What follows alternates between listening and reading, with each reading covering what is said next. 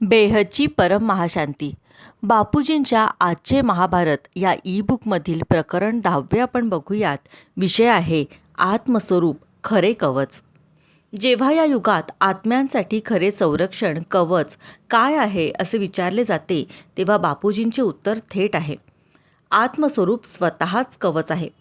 जेव्हा आत्मा आपल्या खऱ्या स्वभावात आत्मचेतनेमध्ये स्थापित होतो, तेव्हा तो शरीर आणि त्याच्या आसक्तींशी स्वतःशी ओळख ठेवत नाही. तेव्हा तो कर्माच्या बंधनकारक परिणामांपासून मुक्त होतो. आत्मस्वरूपात स्थापित झालेला आत्मा नवीन नकारात्मक कर्म साठवत नाही. तो विवेक आणि समजूतदारपणे कार्य करतो. त्याची जुनी साचलेली पापे, संचित कर्म हळूहळू योग आणि दैवी संबंधाच्या अग्नीने जळून नष्ट होतात. जसे गीतेत स्वतः म्हटले आहे, परमेश्वराचे स्मरण करा आणि तुमची सर्व पापे नष्ट होतील. बेहदचे आत्मे, बापूजी म्हणतात, त्यांच्या आत प्रचंड शक्तीचा साठा घेऊन फिरतात. ते अमर्यादित आयामाची सर्जनशील शक्ती, बेहदची कला त्यांच्या अस्तित्वातच अंतर्भूत ठेवतात.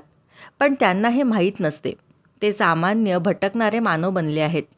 जेव्हा ते ज्ञान आणि योगाद्वारे जागृत होतात, तेव्हा त्यांच्या अंतर्गत शक्ती सक्रिय होतात आणि ते विश्वपरिवर्तनाची साधने बनतात. असे आत्मे जेव्हा आत्मस्वरूपामध्ये स्थापित होतात, ते सर्वोच्च शांततेच्या कंपनांचा प्रसार करतात, जे केवळ त्यांच्या स्वतःच्या घराचेच नव्हे, तर त्यांच्या आजूबाजूच्या संपूर्ण वातावरणाचे परिवर्तन करतात. त्यांचे आभामंडळ परमतत्वाने, सर्वोच्च तत्वांनी भरते. त्यांच्या चेतनेमधील सुगंध अत्तरासारखा पसरतो. हाच आजचा खरा अर्जुन आहे. योद्धा नव्हे, तर शांततेचा दीपस्तंभ. भगवद्गीतेच्या शिकवणीप्रमाणे मनुष्याने कर्मयोगी व्हावे. बापूजी अधोरेखित करतात की कर्मयोगी म्हणजे कृतीचा त्याग करणारा नव्हे. असा जो कोणी असतो, तो जागरूकतेने कृती करतो. कर्तव्य करताना दैवीचे स्मरण ठेवतो.